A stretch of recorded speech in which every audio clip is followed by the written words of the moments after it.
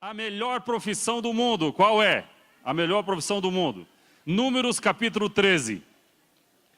Números capítulo 13, você tem Moisés fazendo uma coisa bastante interessante.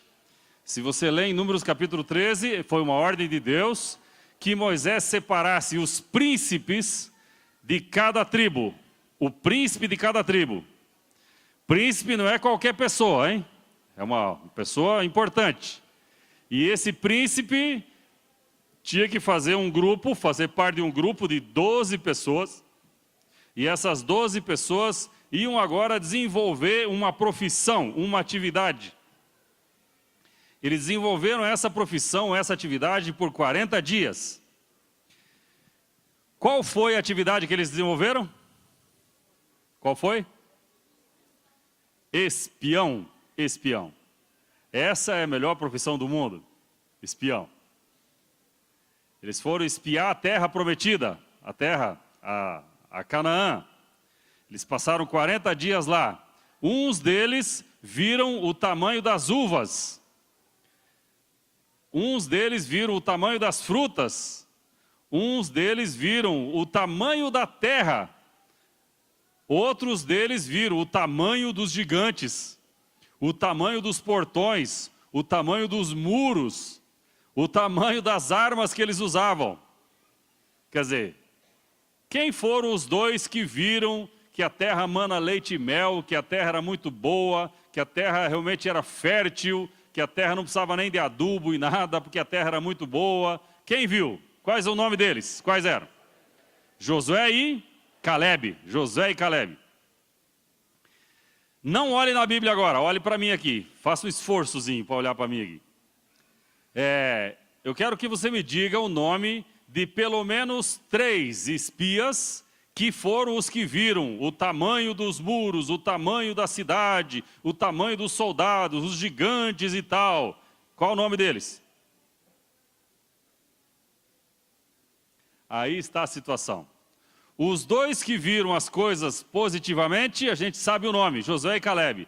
Os 10 que viram as coisas negativamente, você nem sabe o nome deles. Mas eu vou te ajudar. Samua, Pauti, Gadmiel e tal e tal. Mas não adianta saber o nome deles. Por quê? Porque quando eles voltaram e deram o relatório, eles então disseram, não dá, vamos escolher um líder para a gente voltar para o Egito, vamos voltar a ser escravo no Egito, porque a gente vai chegar e morrer lá, não tem como, esse pessoal é muito forte, nós não vamos vencer o exército deles. Naquele mesmo dia, os 10 morreram. Naquele dia, os 10 pessimistas morreram. E os 2 otimistas tiveram a promessa de Deus. Vocês entrarão na terra prometida. Mas não é só os 10 que vão morrer, não. Todos esses milhares de pessoas que estão aqui vão morrer nesses 40 anos que vão ficar penando no deserto. 40 anos. Por que 40 anos? Porque eles ficaram espionando 40 dias, cada dia 1 ano. Então vocês vão sofrer 40 anos no deserto, até que morra todo mundo, e então venha Josué e Calebe e os novos, a nova geração. Terrível isso, hein? Parece que espia não é uma boa profissão não, né? Hoje nós podemos trocar o nome para agente secreto. Agentes secretos, eles têm uma facilidade muito grande de descobrir os segredos das pessoas, ou os segredos das nações, ou os segredos, talvez, de uma indústria. Um agente secreto tem um propósito de se infiltrar.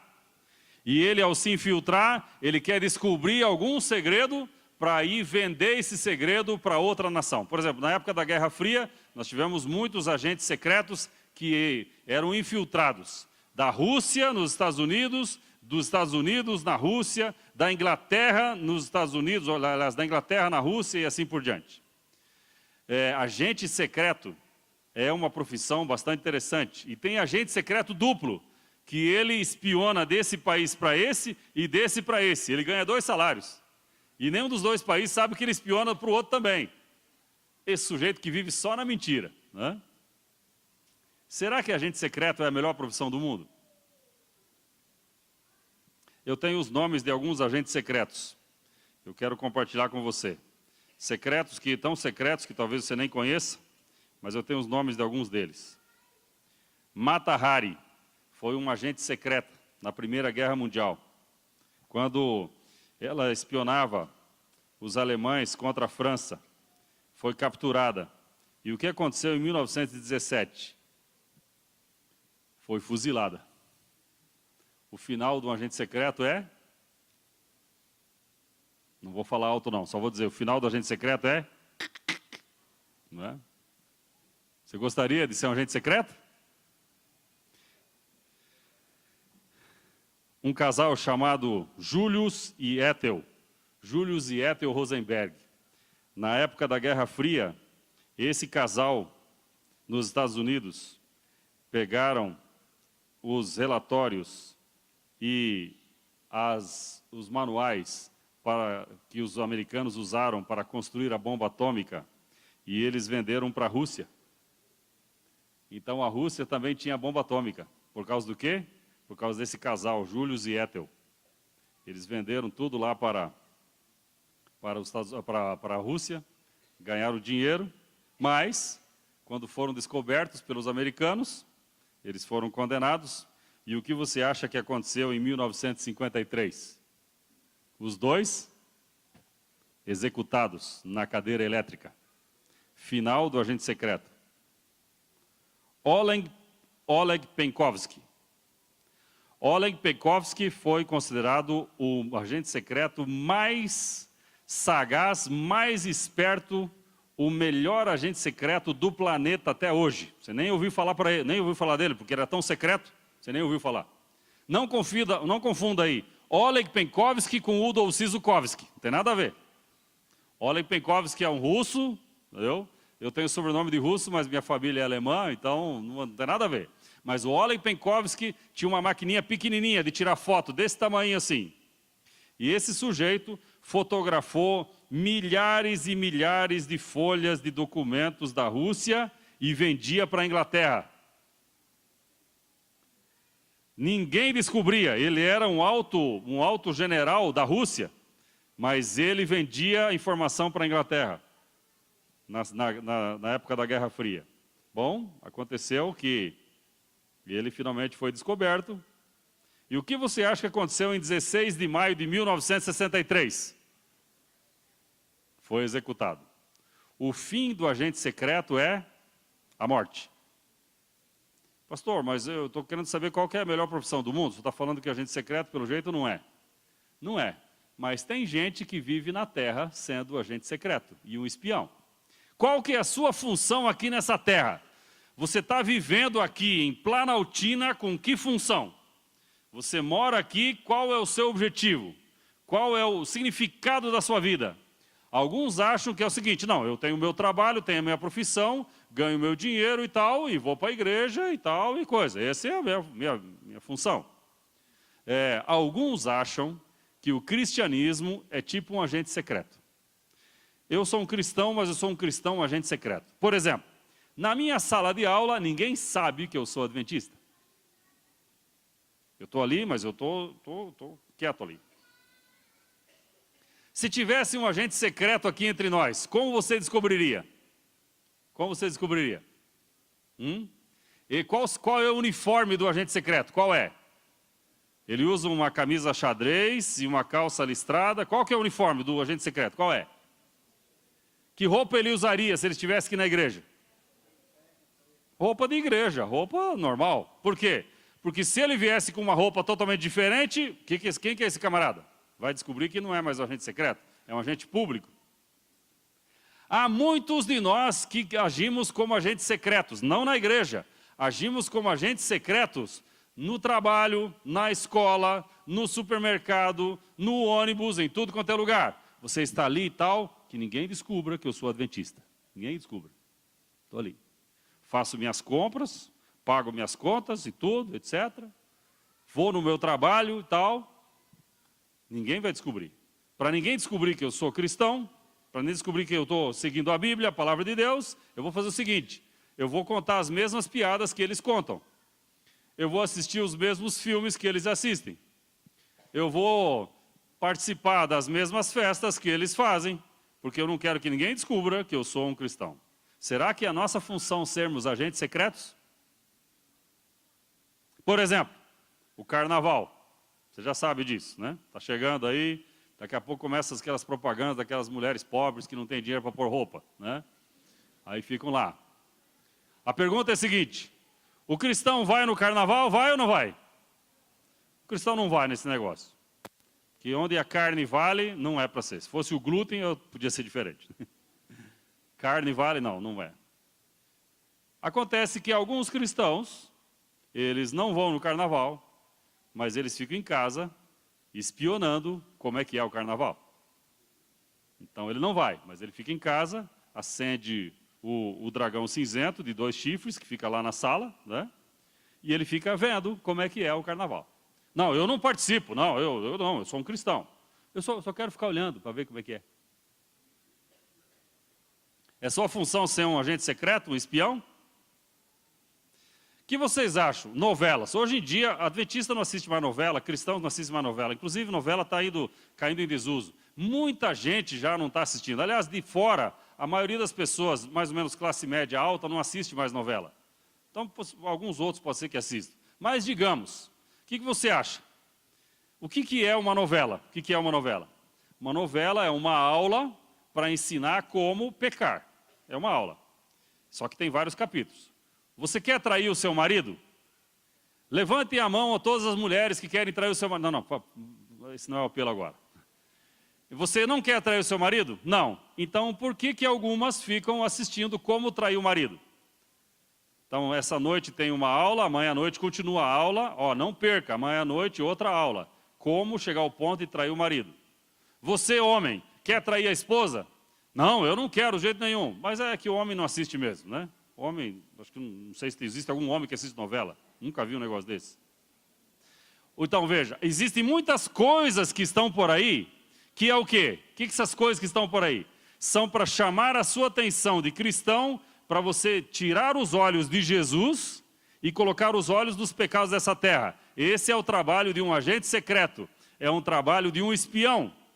E nós não estamos aqui na terra para espionar as coisas erradas que o pessoal está fazendo por aí. Não é nosso trabalho esse.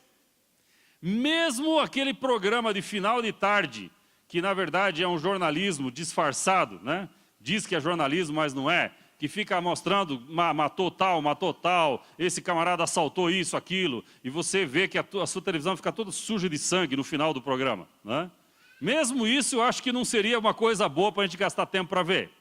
Porque nosso trabalho aqui na terra não é ser espião, não é saber de todos os assassinatos que houveram na região, não é saber de todos os roubos que houveram, de todos os adultérios que houveram. Esse é o nosso trabalho aqui na terra?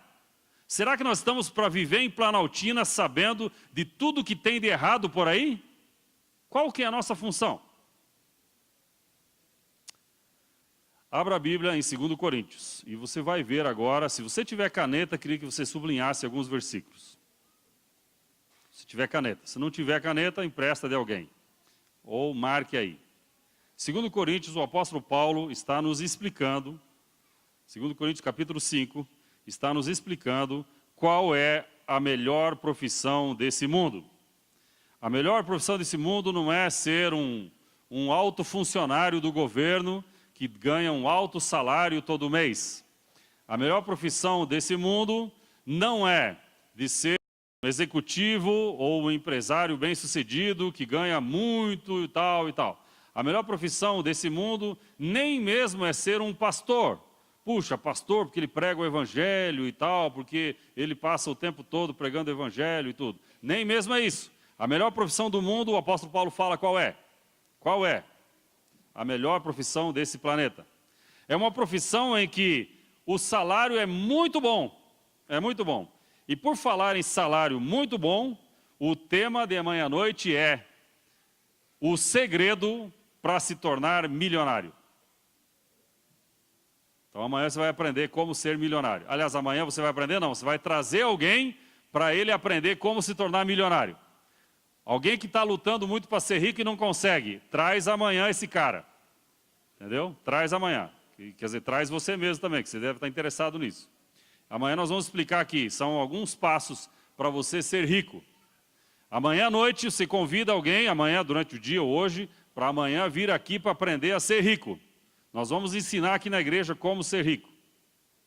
Qual é a profissão melhor desse planeta?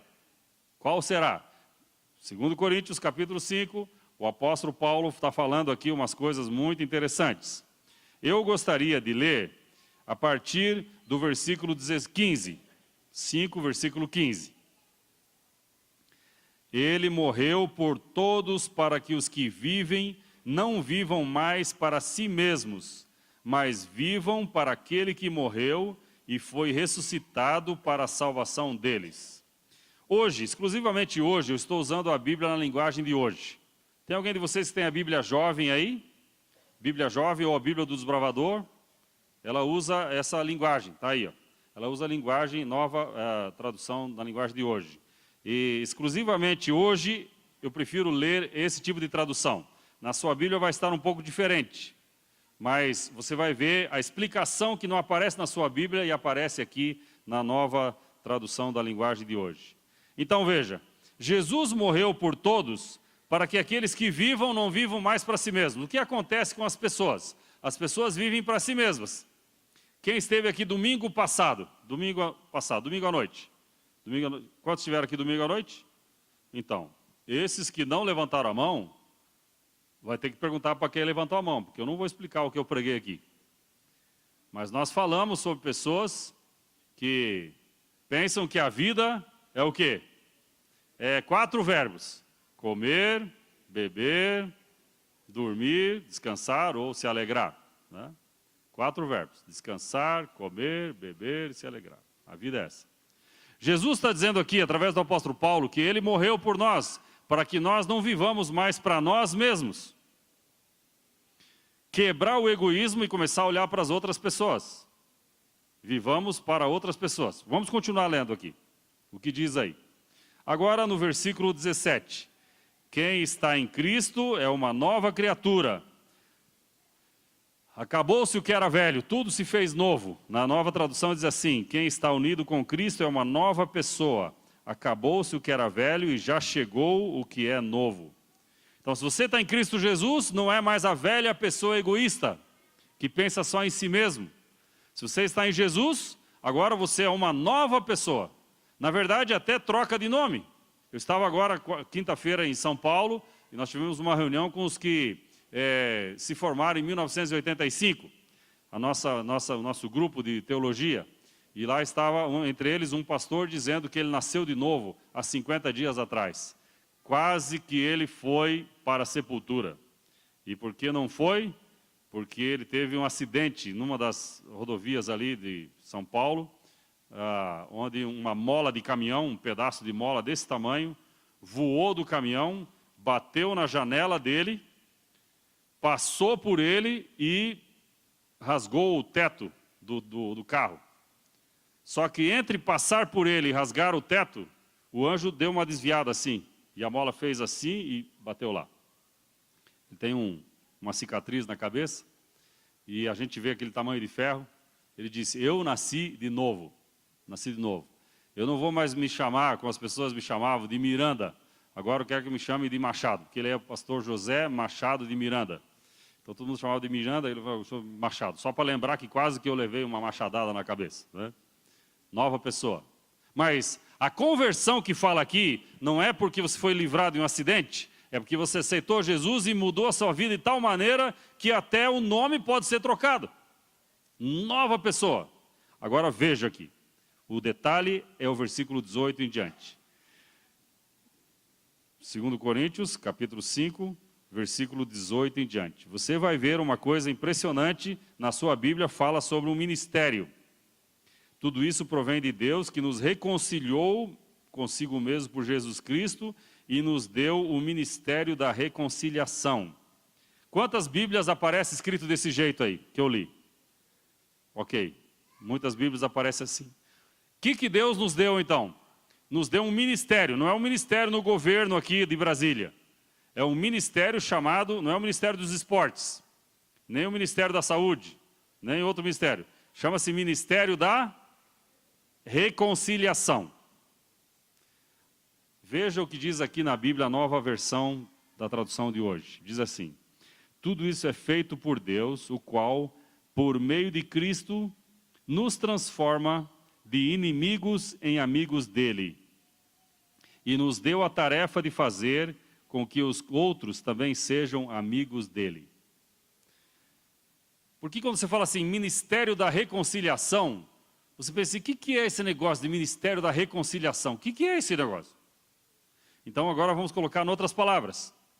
É o quê? É uma tarefa que Deus nos deu de a gente transformar os inimigos dele em amigos dele. Essa é a tarefa. E Deus nos deu a tarefa de fazer com que os outros sejam amigos dele. Sejam amigos dele. Reconciliação. Reconciliação é fazer o quê?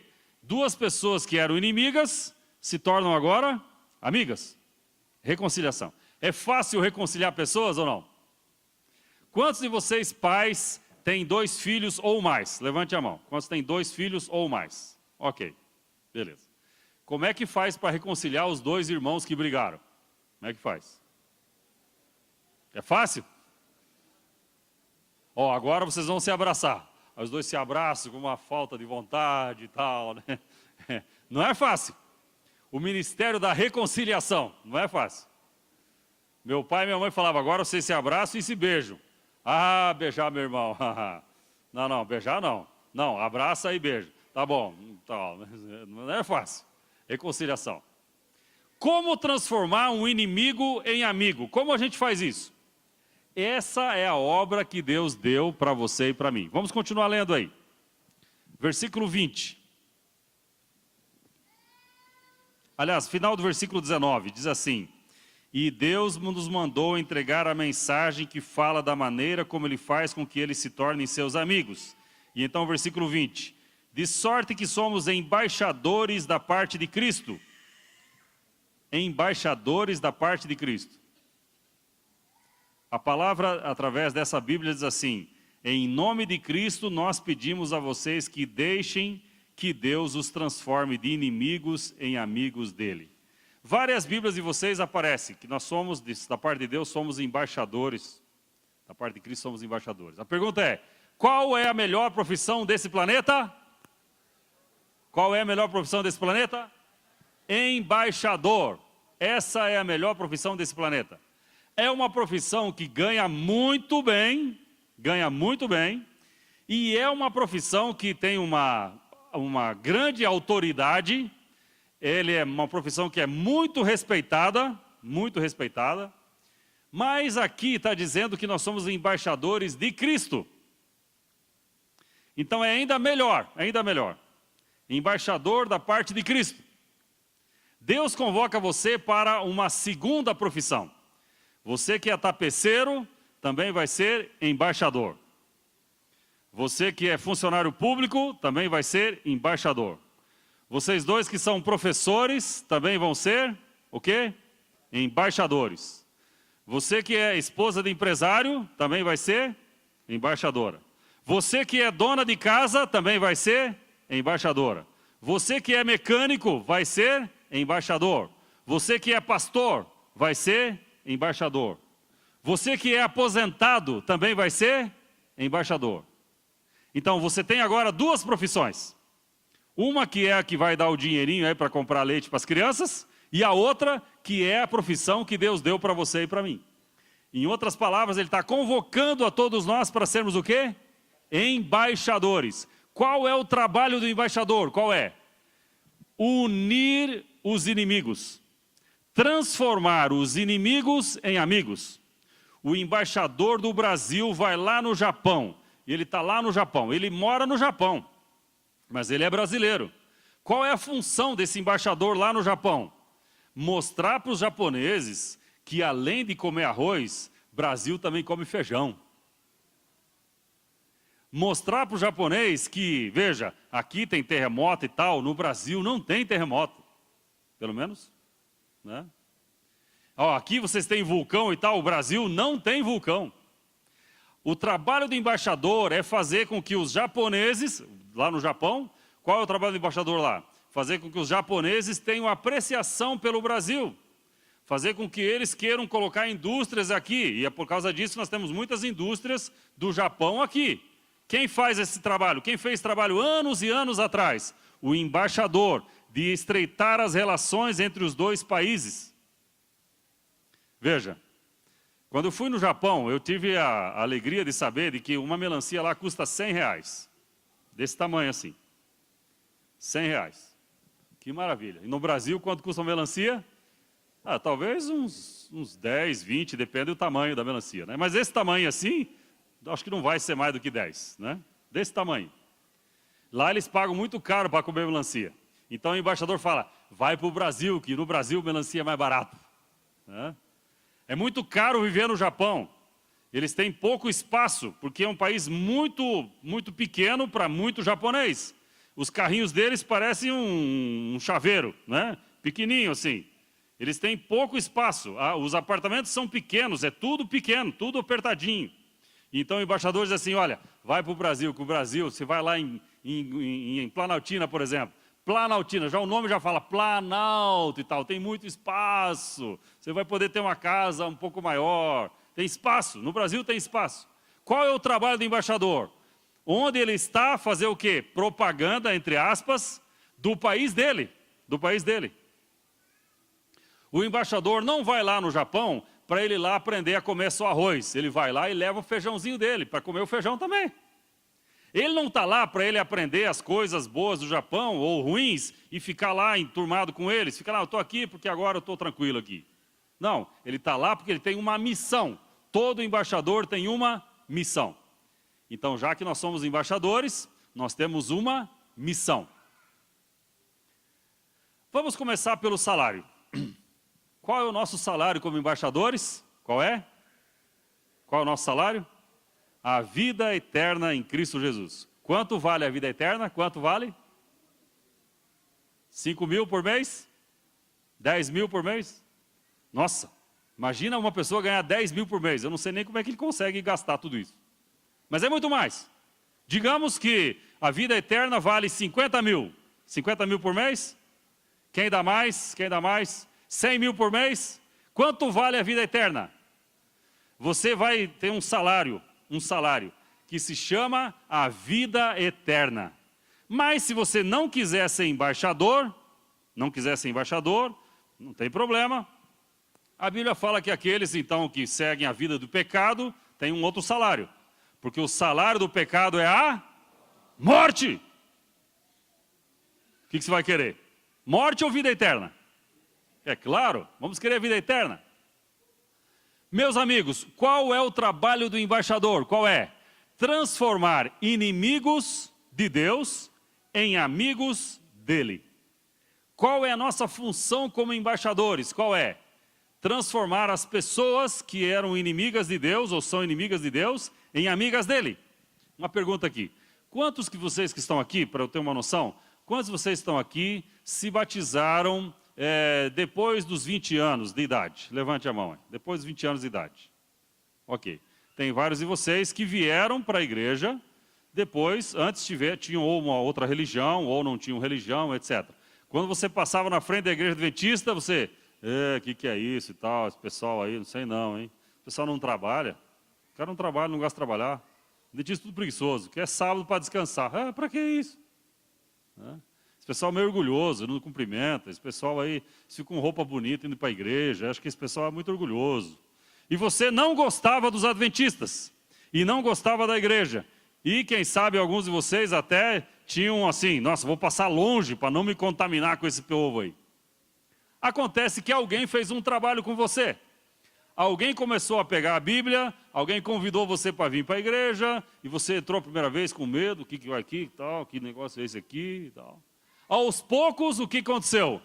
O inimigo se transformou em amigo. Demorou quanto? Para uns, demora uma semana. Para outros, demora 20 anos. Mas o trabalho do embaixador é o quê? É não desistir de transformar os inimigos de Deus em amigos dele. O que nós vamos fazer essa semana de evangelismo aqui? O que nós vamos fazer?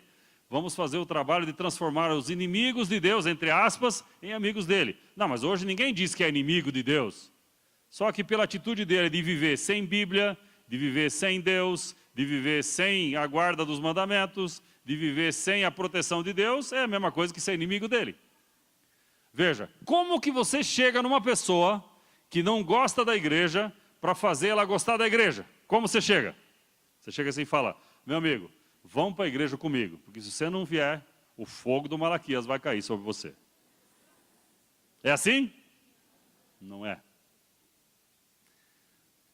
Cada vez que nós nos aproximamos das pessoas para transformá-las em amigos, nós fazemos de tudo.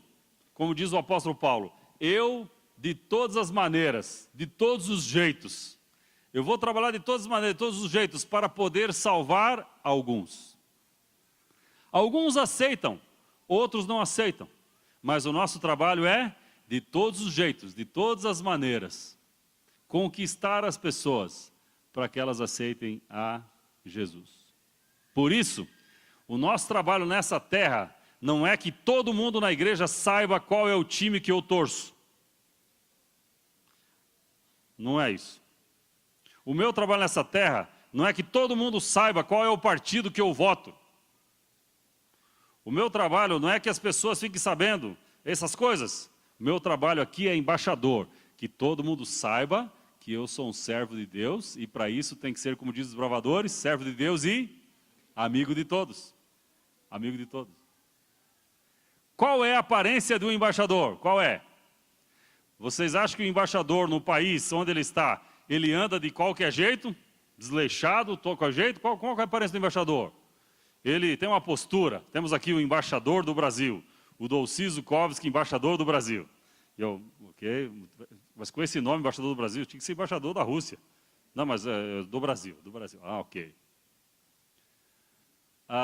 Nós, como embaixadores, temos que andar por aí de cabeça erguida, cumprimentando as pessoas. Como faz um embaixador cristão que vai pagar a conta no caixa do supermercado? Como ele faz? Como faz? A maioria das pessoas faz o quê? Bom, pá, me dá o troco logo, estou com pressa, que eu tenho que ir lá fazer um churrasco lá, não sei o quê, tomar uma cerveja, não sei o quê e tal. Me atende logo aqui. Né? Como faz um embaixador cristão? Como faz? Bom dia e tal. Ah, você é Ruth? Ah, Ruth. Ah, sabia que eu tenho uma tia que chama Ruth também? Ah, que legal. Então, bom, ó, tá aqui e tal. Vai pagar no cartão, vai pagar não sei o quê e tal. Pagou e tal. Terminou, pegou a compra. Ô, Ruth, muito obrigado, você tem um bom dia. Custa fazer isso? Quantas pessoas falam isso para o caixa do supermercado? Quantas pessoas? Mínimas pessoas fazem isso. Poucas pessoas fazem isso. Mas o trabalho do embaixador é fazer o quê? Que a Ruth, depois de você comprar 2, 3 vezes lá, ela começa o quê? Considerar você como amigo. Ah, e como é que é o seu nome? Meu nome é Udolci. Udolci, chama de Udolci mesmo. E o sobrenome? Não, deixa para lá, deixa para lá. Ela vai dizer, eu sou amiga do Udolci. Mas por que você é amiga dele? Porque cada vez que ele passa no caixa, ele bate um papo comigo, ele conversa e tal, ele me ajuda aqui e tal. Ó, deixa que eu coloco as compras, você já atende o outro, eu coloco as compras na sacola aqui e tudo. Você está tentando fazer o quê? Transformando uma pessoa que é desconhecida em amiga. Qual é o trabalho seu como embaixador adventista ao ir no posto de gasolina e encher o tanque? Qual é? Você, de alguma forma, mostrar sua simpatia, seu carinho para aquele frentista ali, que tanta gente trata mal o sujeito, e você fazer amizade com ele. Dessa forma nós fazemos o quê? O grande, o melhor, desenvolvemos a melhor profissão desse planeta que Jesus nos deu, que é sermos embaixadores. Essa profissão é tão cobiçada, que os anjos de Deus queriam fazer isso. Eles chegaram para Jesus e pediram, deixa que a gente vai pregar o evangelho. Os seres humanos ficam pensando só em futebol, só em beber, só em comer, só em dormir, aposentar, só não sei o que e tal. Deixa que a gente prega o evangelho.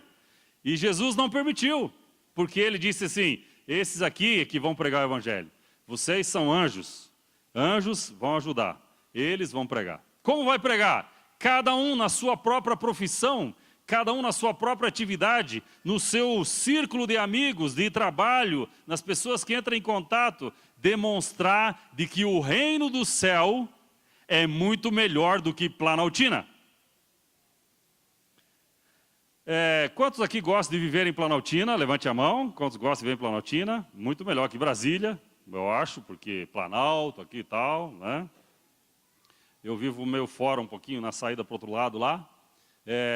Brasília, uma boa cidade também. Vivi em Curitiba, acho uma ótima cidade para viver em Curitiba e tal. Quantos de vocês nasceram em Planaltina?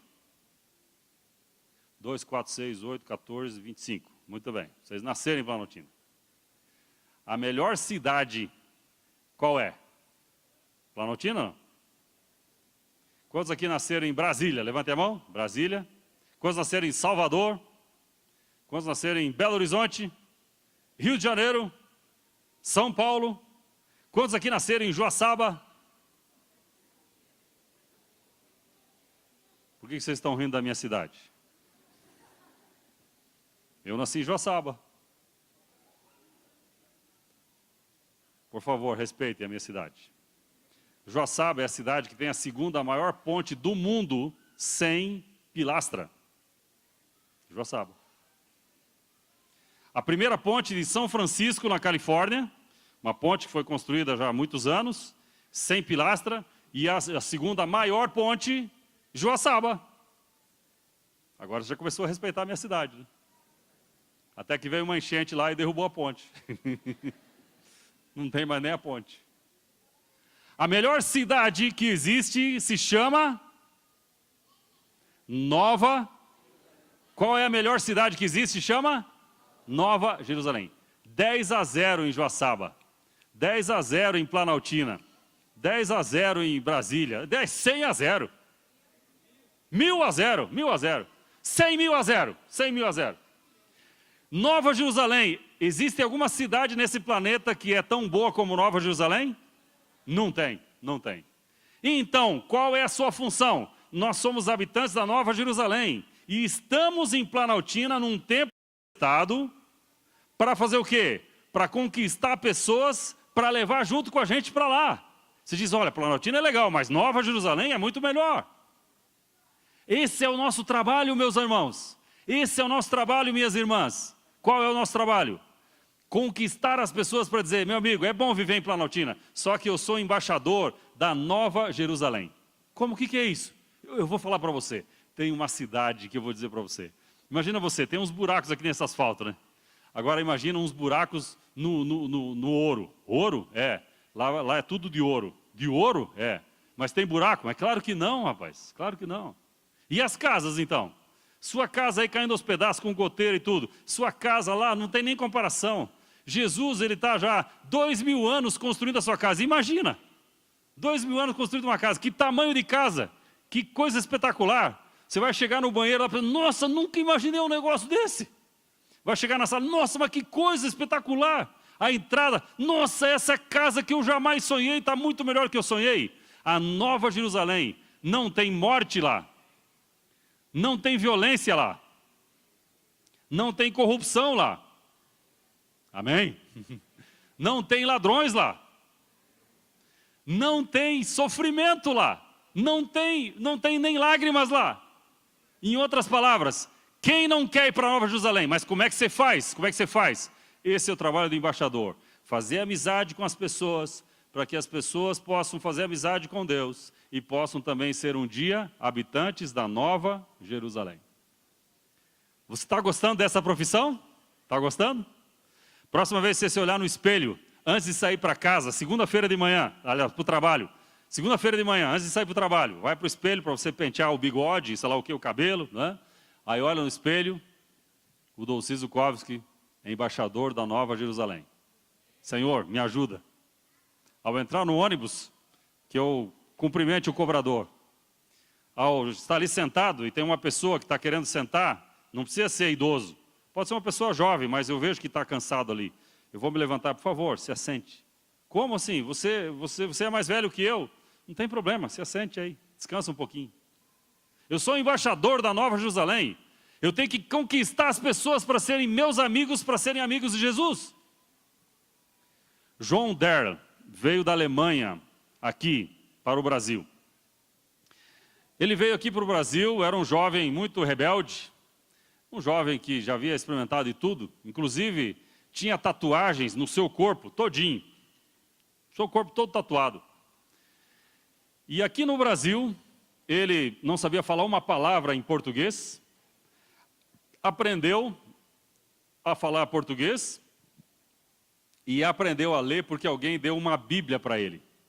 E com a Bíblia, ele foi então aprendendo a ler português. João Dern é meu tataravô. E esse meu tataravô, aqui no Brasil, depois de aprender a ler em português na Bíblia, ele continuou lendo a Bíblia.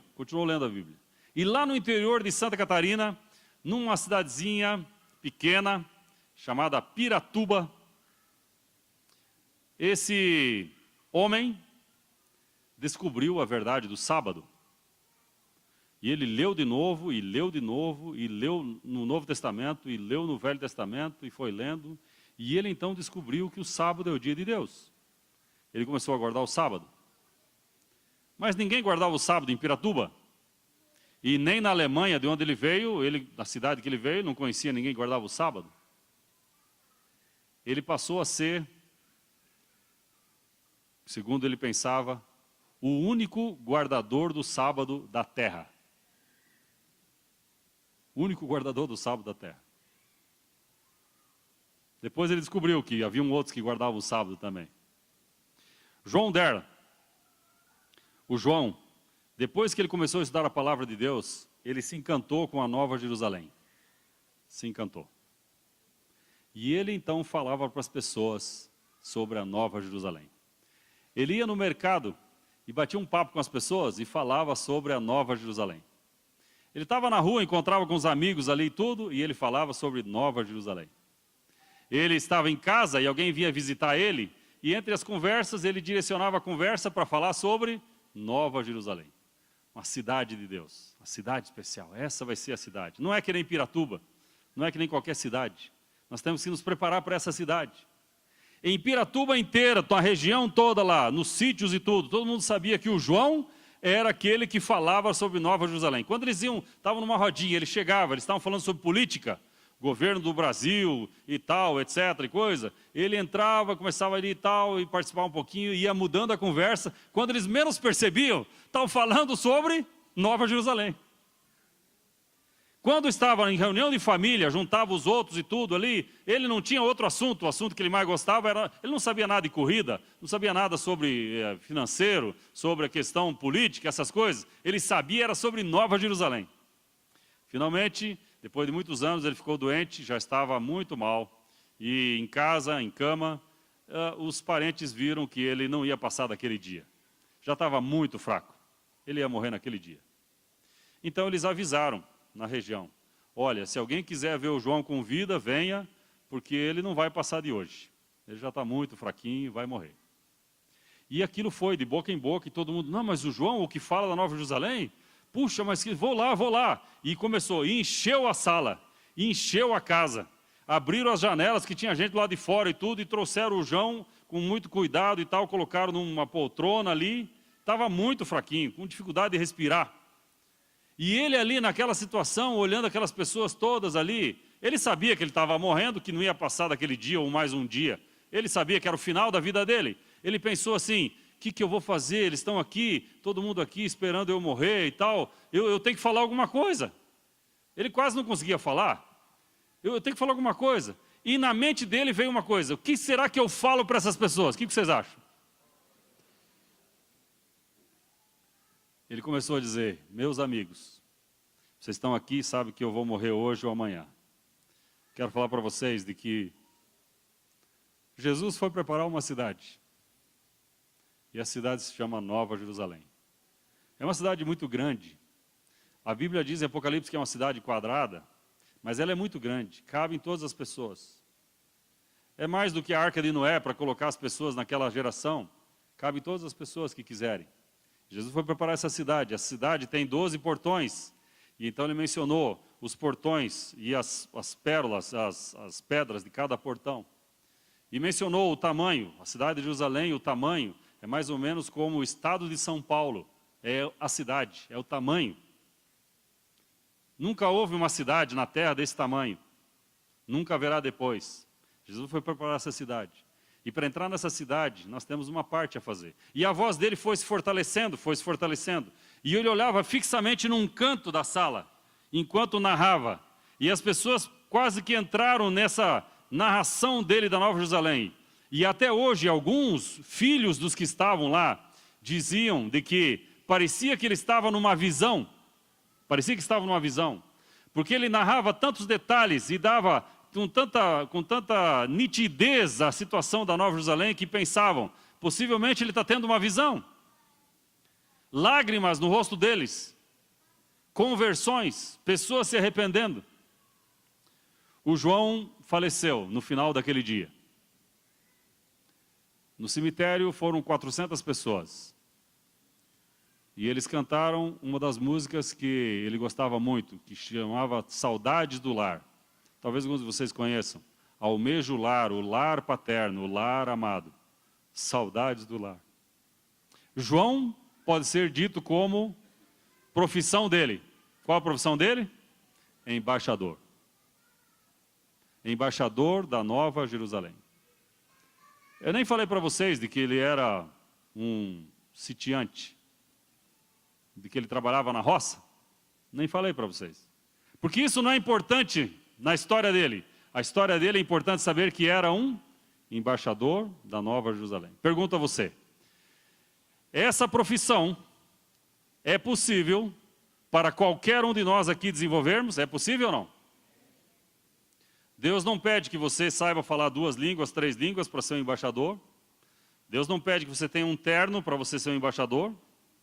Deus não pede que você seja uma pessoa que tenha muito dinheiro para ser embaixador. Ele apenas pede que cada um de nós sejamos embaixadores de Cristo Jesus. A pergunta é, assim como João, você também gostaria de ser um embaixador? Nessa semana é a nossa chance de a gente desenvolver essa atividade, a bonita atividade de convidar pessoas para serem amigos de Jesus. Eu queria que você tivesse isso em conta ao voltar para casa. Que amanhã você venha como embaixador. Que segunda, terça, cada noite venha como embaixador. Que viva como embaixador. E as pessoas vão ter a alegria de dizer, eu conheço o João, eu conheço o João. Ele não sabia muita coisa sobre futebol ou sobre política e tal, mas ele sabia tudo sobre o céu. Eu queria ser chamado de embaixador também. Eu queria que as pessoas olhassem para mim e dissessem, ele é pastor, mas acima de pastor ele é um embaixador. Eu queria que as pessoas olhassem para você e dissessem, ele é professor, mas acima de professor ele é um embaixador. Aquela pessoa faz de tudo para que os outros sejam amigos de Deus. E eu peço agora para você, quantos de vocês querem aceitar essa nova profissão? Se você quer aceitar a nova profissão, fica de pé onde você está. Fica de pé. Estamos agora deixando a outra profissão em segundo plano. A primeira profissão, embaixadores, embaixatrizes. Senhor nosso Pai, estamos orando a Ti, porque os dias que nós temos para viver aqui em Planaltina, para uns de nós serão mais 10 anos, talvez, ou mais. Para outros serão talvez alguns meses. Mas os dias que temos de vida para viver aqui, nós queremos desenvolver essa profissão tão maravilhosa. Queremos ser embaixadores da Nova Jerusalém. Pedimos nosso Pai que nas nossas atividades, no dia a dia, na escola, no trabalho, nas compras, nos relacionamentos com os vizinhos, com as pessoas na rua, que possamos demonstrar que realmente estamos aqui com uma nobre e elevada missão. Cada um do seu jeito, à sua maneira, com sua humildade, com pouca capacidade ou muita capacidade, com muito talento ou pouco talento, possa desenvolver essa nobre atividade de embaixador de Cristo Jesus. Pedimos nosso Pai que nos uses como instrumentos em Tuas mãos, para que nessa semana tenhamos aqui muitas pessoas tomando também a sua decisão de serem amigos de Jesus e se prepararem para o céu. Pedimos essa bênção, pedimos a Tua proteção para cada família de embaixadores aqui.